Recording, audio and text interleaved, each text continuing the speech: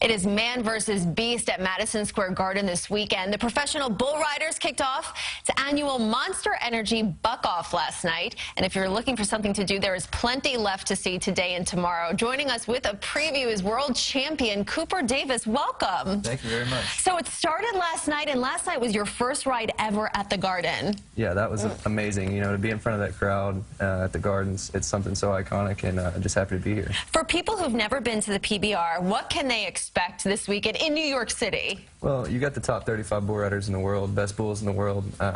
It's the biggest it gets in our sport. So even if you don't like the bull riding, we've got Flint Rasmussen out there, and it's like a rock show the whole time anyway. Yeah, fireworks and everything.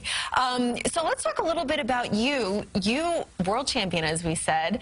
You were injured last year, which is why you weren't at the Garden. But how did you get into bull riding? I started on the sheep and everything like that, but didn't take it seriously till I was 13. My sister started dating a guy that actually rode bulls, and I was like, hey, that looks like something I might be interested in. Jumped on a bull when I was 13, and 9 years later, we're here at the Gardens. And what did your family think about that? They thought I was crazy. They wanted me to go be a lawyer and forget about the bull riding, but it's been a good choice so far. Talk a little bit about, because I was reading about you, you lost some weight, you had a strict fitness and diet regimen. Talk about just the physicality of this sport. You know, I was a little bit overweight, I can say it. I lost 30 pounds and got in shape, started eating right, and it's helped my bull riding tremendously, just like any other sport, I guess. But, you know, that's made the big difference in being a contender for a world title, I think. What is it like? Because I went last night, and I can't even imagine being on top of one of these bulls. What is it like? What goes through your mind when they open that gate? You know, the best way to approach it is don't think and just react. And a lot of guys can overthink this sport, and that's when you hit the ground. For some, because it is New York City, for people who've never been to an event, you have to stay on. The goal is to stay on for 8 seconds. Right.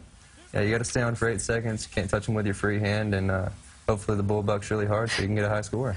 Exactly. So you guys are going to be there today and tomorrow. How can people come? We'll be there today and tomorrow. You can get your tickets at the box office.